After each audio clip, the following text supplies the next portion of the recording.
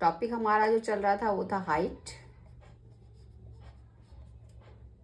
And distance. हम इससे पहले इसके कुछ सम कर चुके हैं और इसका बेसिक मैं आपको समझा चुकी हूँ। तो इसके कुछ और सम्स के ऊपर बनाते हैं। क्वेश्चन है 2 point C and D at the distance 4 centimetre 16 centimetre from foot of a tower.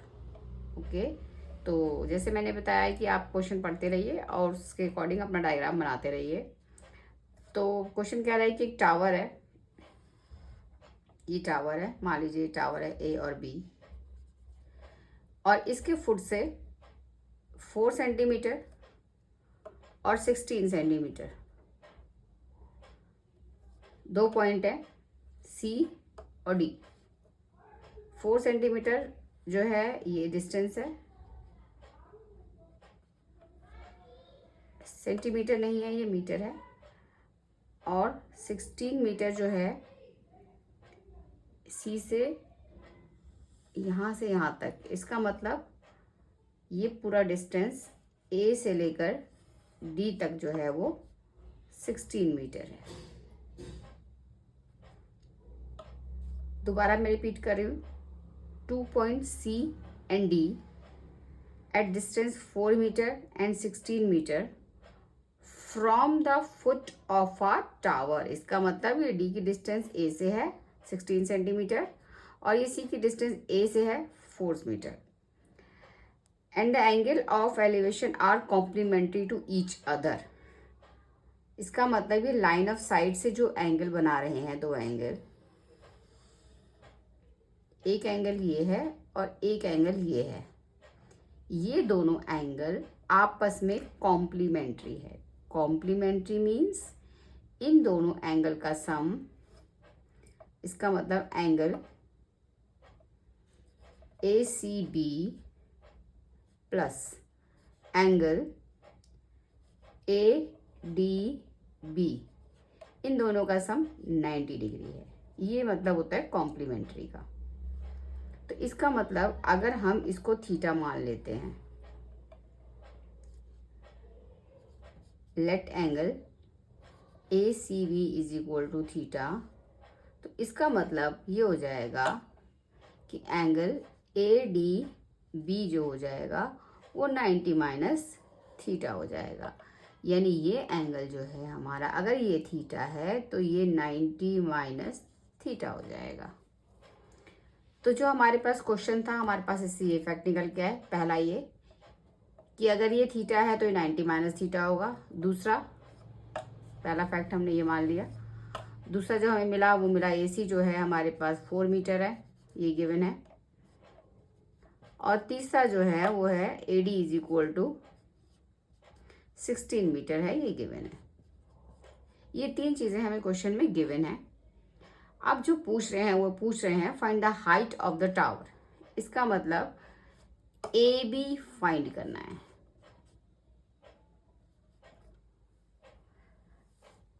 तो दो एंगल पता है हमें, दो साइड पता है और एक तीसरी साइड में फाइंड करनी है।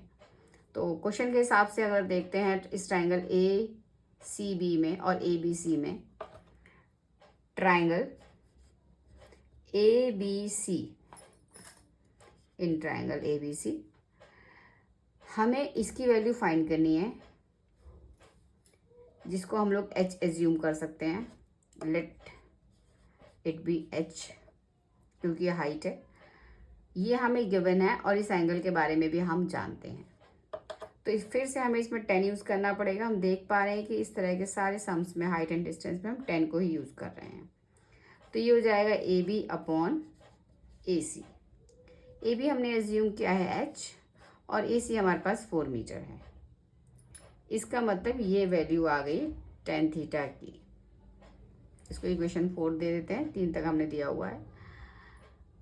अब बात करते हैं हम दूसरे ट्राइंगल की। वो ट्राइंगल है राइट एंगल ट्राइंगल। इस ट्राइंगल को नहीं लेंगे क्योंकि ये राइट एंगल ट्राइंगल नहीं है। हम इस ट्राइंगल को लेंगे। इन ट्राइंगल ADB, ADB, ये फिर से हाइट है और ये फिर से बेस है और ये एंगल है।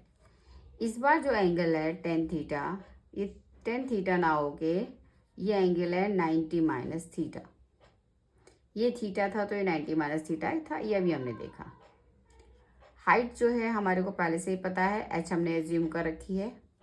बेस जो है इस बार एडी है और एडी की लेंथ जो है वो 16 है।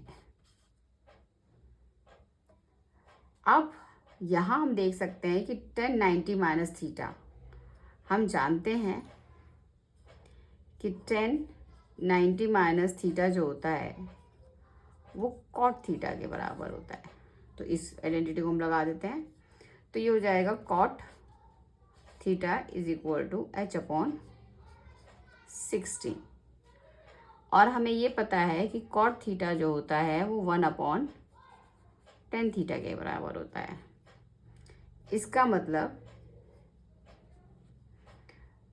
इस कॉट को अगर हम 10 में कन्वर्ट करते हैं तो ये हो जाता है 1 upon 10 theta is equal to H upon 16। अब हमारे पास दो वैल्यूज़ हैं 10 की। एक जगह 10 थीटा है H upon 16, sorry H upon 4, और एक तरफ 1 अपॉन 10 थीटा है एच अपॉन 16। इसको हम थोड़ा सा और सिंप्लीफाई कर लेते हैं, इजी हो जाएगा। हम इस 10 को इधर ले जाएंगे और इसको इधर ले जाएंगे। इसका मतलब H 10 theta is equal to 16 और 10 theta is equal to 16 upon H. तो इस वैल्यू को और इस वैल्यू को, ये दोनों ही वैल्यूज़ 10 की है, तो इसका मतलब 10 theta is equal to 16 upon H is equal to H upon 4। हमने इसको दोनों की वैल्यू को 10 के बराबर रख लिया है। अब बहुत आसान सा है, क्रॉस मल्टीप्लाई करते हैं तो ये हो जाता है h into H is equal to 16 into 4। इसका मतलब H square is equal to 16 into 4। इसका मतलब h इज इक्वल टू इसका अंडर रूट 16 और 4 का, जो कि हो जाता है 16 का अंडर रूट होता है 4 और 4 का अंडर रूट होता है 2। तो इसका मतलब आप इसको मल्टीप्लाई करके स्क्वायर रूट भी निकाल के सॉल्व कर सकते थे, बट हमें ये तरीका ज़्यादा इजी लग रहा है क्योंकि मल्टीप्लाई करने के बाद भी हमें इसे दोबारा फैक्टराइज करना पड़ता है। इससे अच्छा हम इसको इसी स्टेज पे फैक्टराइज करें। तो 4 इंटू 2, तो इसकी वैल्यू हो जाती है 8 मीटर। तो इसका मतलब टावर की जो हाइट थी वो आंसर आया 8 मीटर। तो उम्मीद करती हूँ आपको समझ में आया होगा। ये हाइट एंड डिस्टेंस का अगला सम था। इसके बाद एक हाइट एंड डिस्टेंस का लास्ट सम करेंगे, जिसके बाद ये हमारा टॉपिक जो है वो कवर हो जाएगा। अगला क्वेश्चन है हाइट एंड डिस्टेंस का, ये लास्ट क्वेश्चन है इस चैप्टर से। इसमें है angle of elevation of a tower of a hill at the foot of a tower. इसका मतलब इसमें दो हाइट्स हैं, एक टावर है, एक टावर है और एक हिल है। तो ये एक सिंपल सी बात है कि टावर की हाइट और एक हिल की हाइट में टावर की हाइट कंपैरेटिवली कम होगी हिल की हाइट से। तो हम लोगों ने टावर बना दिया है, इसको नाम दे देते हैं ए बी, और ये एक हिल है जिसका नाम है C D. Angle of elevation of the top of the hill, ये है टॉप ऑफ द हिल। ये angle from the foot of the tower, इस टावर के फुट से जो ये एंगल बना रहा है ये बना रहा है 60 डिग्री। पहले इसको बेस को बना देते हैं हम लोग। ये एंगल 60 डिग्री है। और दूसरे सेंटेंस है angle of elevation of the top of the tower from the feet of the hill is equal to 30 degree. एक हिल से के टॉप से टावर के फुट का एंगल 60 डिग्री है और टावर के टॉप से हिल के फुट का एंगल जो है 30 डिग्री। ये गिवन है क्वेश्चन में। इसके बाद height of the tower is 50। AB की जो हाइट है ये है 50 मीटर। Find the height of the hill. इस हिल की हाइट को हमें फाइंड आउट करना है, यानी हमें CD को फाइंड करना है। इसको आप H भी ले सकते हैं। तो ये हुआ हमारा क्वेश्चन स्टेटमेंट के हिसाब से हमारा डायग्राम, जो कि मोस्ट इंपॉर्टेंट होता है। अगर ये डायग्राम गलत हो जाएगा तो आप इस क्वेश्चन को सॉर्ट आउट नहीं कर पाएंगे, सॉल्व नहीं कर पाएंगे। और पूरी हाइट एंड डिस्टेंस में सिर्फ और सिर्फ 10 यूज़ हो रहा है या कॉट यूज़ हो रहा है। तो अगर आपने ट्रिग्नोमेट्री ठीक से पढ़ा है तो आप इस क्वेश्चन को आसानी से कर सकते हैं। सिर्फ डायग्राम इंपॉर्टेंट है, उसके बाद में कुछ भी बहुत मुश्किल नहीं है। तो चलिए स्टार्ट करते हैं। इसमें एक चीज़ ये है कि हमें ये पता है, ये पता है एंगल, ये पता है, ये हमें फाइंड आउट करना है, और इस बेस के बारे में हम कुछ नहीं जानते हैं। ठीक है, तो स्टार्ट करते हैं। ट्राइंगल, जैसे कि हम हर बार लेते रहे, 2 ट्राइंगल हैं इसमें हमारे पास। एक ट्राइंगल है ABC और एक ट्राइंगल है CAD। तो पहले हम लोग बात करते हैं ट्राइंगल, इस वाले ट्राइंगल की। ट्राइंगल है ADC, इस ट्राइंगल के अंदर है। तो फिर हम इसमें, ये 60 है तो इसमें 10 लगाते हैं, यानी 10 60 हो जाएगा। 10 60 जो हो जाएगा ये हो जाएगा CD, और बेस है इसका AC। 10 60 की वैल्यू हमें पता है, ये होती है √3।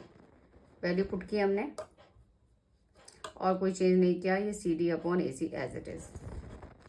इसको हमने मान लिया पहले इक्वेशन।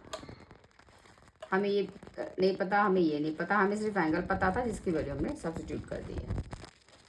अब बात करते हैं दूसरे ट्राइंगल की। इन ट्राइंगल ABC, अब इस ट्राइंगल की अगर बात करते हैं तो ये है इसका हाइट जो हमें पता है, बेस हमें नहीं पता, एंगल हमें पता है, यानी 30 डिग्री इज इक्वल टू, ये है AB/AC,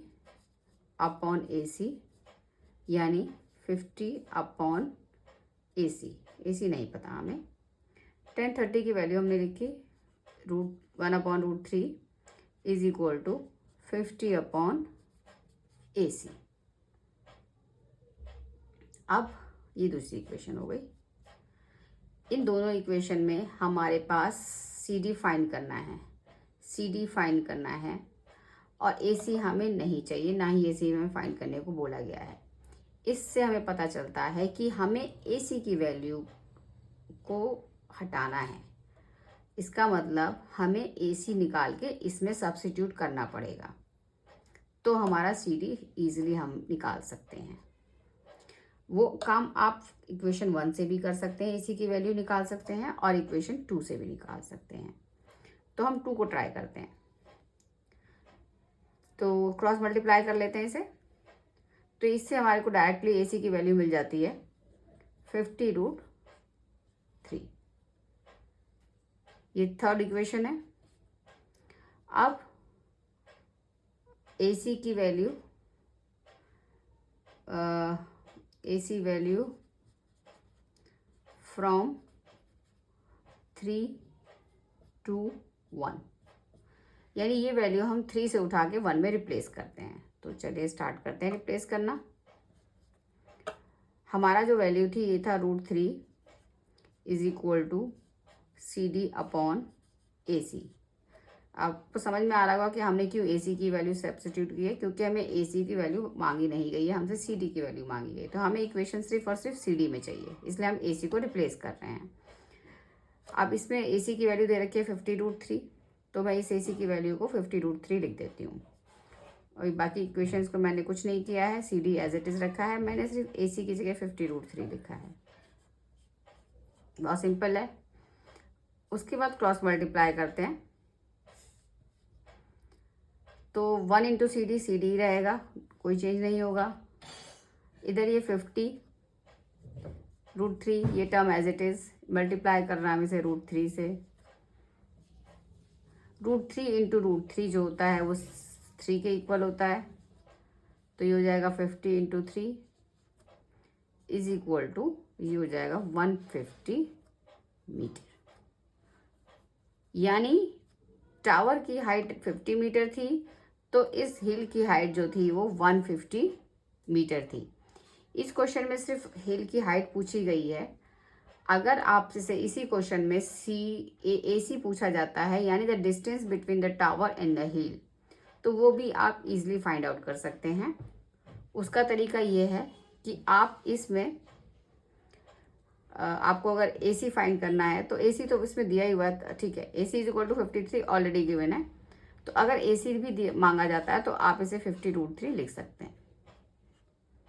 बट इसमें ये क्वेश्चन नहीं पूछा गया है, आपसे सिर्फ यही पूछा गया है। जितना पूछा जाएगा आप आंसर में उतना ही लिखेंगे, वरना आपका क्वेश्चन जो है एक्स्ट्रा लेंदी हो जाएगा। उम्मीद करती हूँ आपको ये चैप्टर अच्छे से समझ में आया होगा। तो हम लोग मिलेंगे अगली क्लास में एक पूरे दूसरे न्यू चैप्टर के साथ।